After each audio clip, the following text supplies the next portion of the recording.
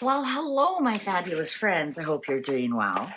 Well, one of the things I'd like to do more this year is teach.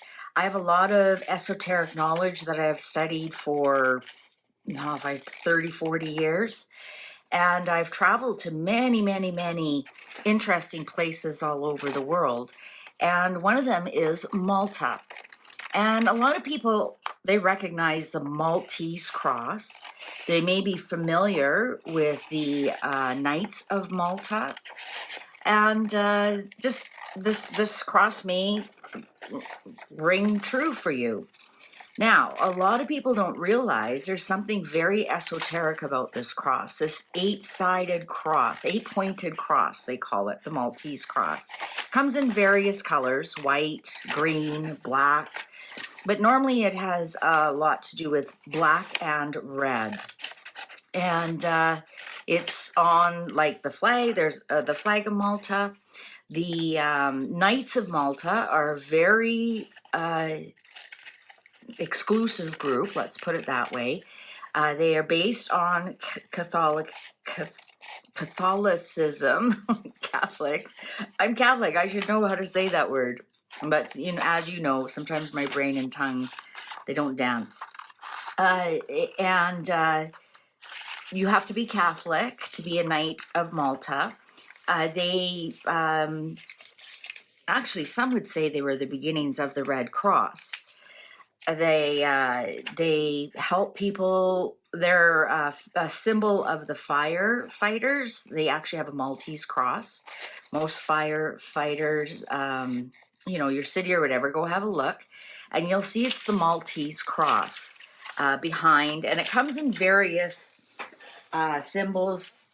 Sometimes the cross here is kind of closed in, so it just looks like this. It's also very familiar to the Knights Templar. But the Maltese, the Knights of Malta, when I was in Malta and I was studying them, and you go into that church and the pile of gold and money in that church would blow your mind, absolutely blow your mind. It's beautiful, St. John's. They're also, if you're familiar with St. John's First Aid, they run that. But to be a true Knight of Malta, you have to be invited.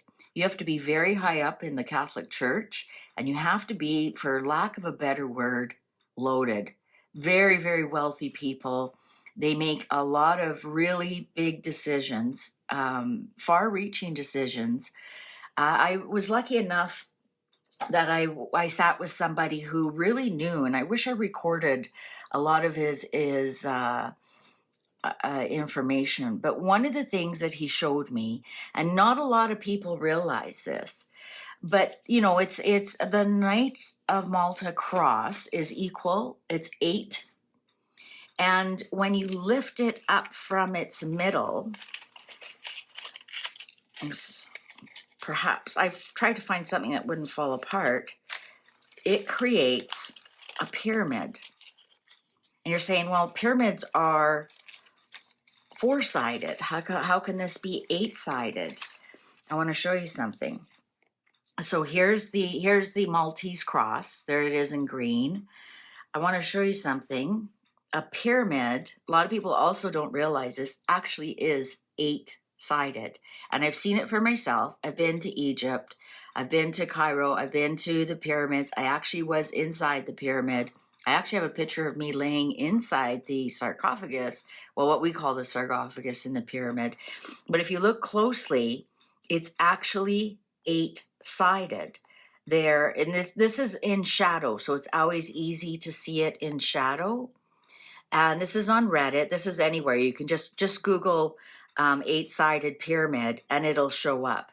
And a lot of people think that these walls are completely flat and even, and they aren't. There's a little indent in them. And like I said, you can see it best in shadow. You can see the line here, and you also see it best in person. So the Maltese cross is actually hidden symbolism for people who go back to the pyramids. And remember, when Akhenaten was kicked out of Egypt, and they erased a lot of things to recognize themselves. They used the equal eight-sided cross. That's your Knight Templars. Also, Knight Templars, you will see a regular cross, but this is what it started from, and this is how they recognized each other once they left. So the Maltese Cross is actually extremely ancient.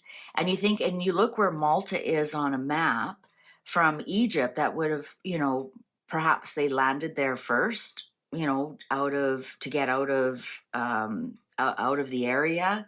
Malta has its own really storied history of many different places taking them over. And the latest one was Britain, of course, and that's the story of the Maltese Cross. Now, there's so many other things I'd like to tell you about this, about the Maltese Cross, about the Knights of Malta, but I want to make sure I have my story straight, because they are they're not Jesuits, so they're not part of the Jesuit crowd. A lot of people think they are, they aren't. They're almost what you would call the original Catholics. They actually have a lot more say in the popes than we think they do. They're very, very well funded, extremely well funded. They are their tentacles are in a lot of governments. They're almost a hidden hand. Not quite like the top of everything, but they are almost a hidden hand, the Knights of Malta.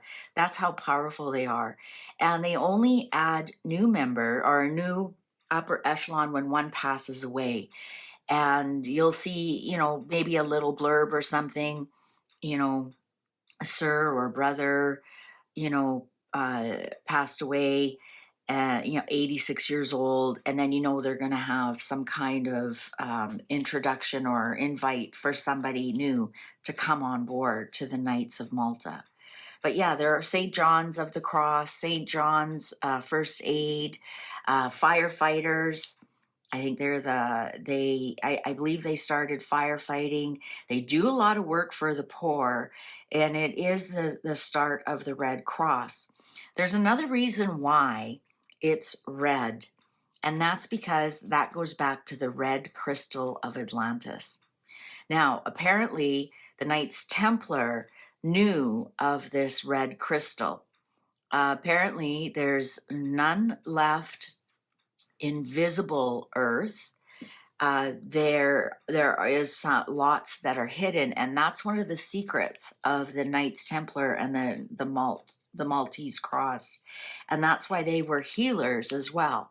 Apparently, this red crystal that comes from Atlantis, that was saved from Atlantis, and how many stories are there that Atlantis comes from the pyramids?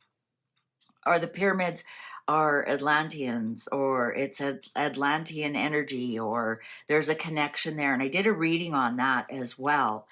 And that's another reason why the cross is mostly red. And red is associated with St. John's, with firefighters, with the Maltese Cross, is because it's the healing cross. It's the healing stone. Apparently, that's how a lot of the Templars survived a lot of plagues in Europe, is that they had this stone. And that apparently that's one of their secrets, that the king actually wanted this stone. And it's a very powerful stone. Nobody knows a heck of a lot about it, but it's called the red crystal of Atlantis. And so there's so much more to this Maltese Cross that I'd like to tell you.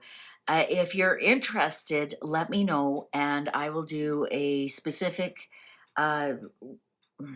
lesson, I guess, just on the Maltese Cross, on how it's intertwined with the Templars, a little bit more about this red healing crystal from Atlantis, and how the pyramids play into all of this.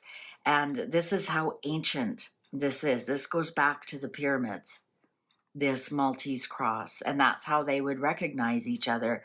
And I also want to show you, if you look at one of them, that's the Star Trek. Remember Star Trek? Remember Star Trek? Where do you think they got that from? There's so much there. This goes so further, but I know everybody comes here for other reasons, for tarot and whatnot. But if this is something you'd like to see me do more of, please let me know. I've got a lot more information. Like I said, I was so lucky to sit with this fellow for a whole day. He took me around and showed me some of the sacred sites, showed me some seeing eyes on Malta that a lot of people don't even realize are seeing eye, which is also Egyptian. And his information was fascinating. And unfortunately, that was back in 2010. So I wasn't, I don't think my BlackBerry could record back then. But I'll try and look at some of the information and show you how deep this goes. This is ancient, ancient, ancient, ancient. All right. Well, thank you very much for spending this time with me. I will be watching your comments. Let me know. And if this is something you'd rather not see, then just let me know that too. Just let me know that as well. Because I want to make this channel for us. I want to make it a mysteries channel. I want to teach some of my esoteric knowledge, and let's get to the bottom of a lot of these things. Thank you very much for watching. And and make sure you watch the next one. I'm going to be talking about the Antichrist. Ooh. All right. See you then.